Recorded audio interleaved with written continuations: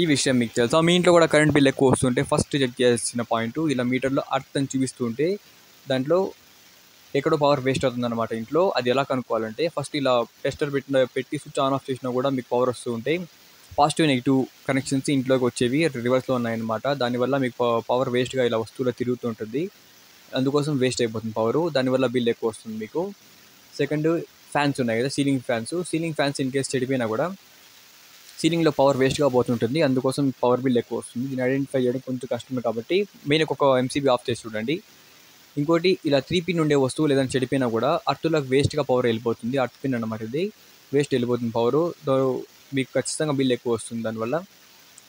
ఇంకోటి ఫ్రిడ్జెస్లో in case cooling తక్కువ వచ్చినా ఎక్కువ వచ్చినా అంటే గడ్డలు కట్టేస్తున్నా లేకపోతే గడ్డలు అసలు కట్టకుండా చాలా తక్కువ కూలింగ్ వచ్చినా కూడా మీకు ఫ్రిడ్జ్లో ఫాల్ట్ ఉన్నట్టు. సింపుల్గా దీంట్లో ఫ్రిడ్జ్ బాగా గడ్డ కట్టింది కదా, సో గడ్డ కట్టకూడదు అలాగా. ఎందుకంటే కంటిన్యూషన్గా రన్ అవుతూనే ఉంది కంప్యూటర్ అన్నమాట. సో ఇంకోటి, ఫ్రిడ్జ్ షాక్ కొట్టినా కూడా మీకు ఫాల్ట్ ఉన్నట్టు. అట్లా వేస్ట్గా జంప్ అవుతుంది పవరు.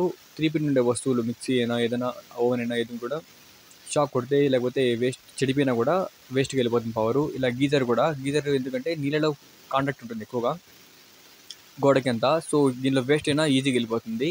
షాక్ కొట్టినా కూడా ఫాస్ట్గా రిపేర్ చేయించుకోండి, లేకపోతే బిల్ ఎక్కువ వస్తుంది. నెక్స్ట్, ఇన్వర్టర్ ఎక్కువగా ప్యాకప్ రాకపోయినా లేకపోతే ఛార్జ్ అవుతూనే ఉన్నా కూడా ఛార్జ్ తక్కువ వచ్చినా కూడా అలా అవుతుంది. అంటే బ్యాకప్ కరెంట్ పోయినప్పుడు తక్కువ టైం వచ్చినా కూడా అట్లే అవుతుంది ఫాల్ట్.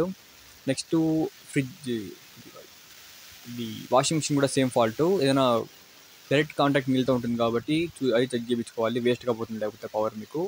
నీళ్ళలోకి గోడ కింద జంప్ అవుతూ ఉంటుంది కాబట్టి వేస్ట్గా పవర్ పోతుంది, అట్లోకి దిగిపోతుంది కాబట్టి అది ఫస్ట్ చేయించుకోవాలి. Next, Motors. 2 ఫ్లాట్లకు ఒకే మోటార్ ఉండి ఇలా వైర్లు కలిపి వాడినా కూడా పవర్ బిల్ ఎక్కువ వచ్చేస్తుంది. సో మార్చుకోండి.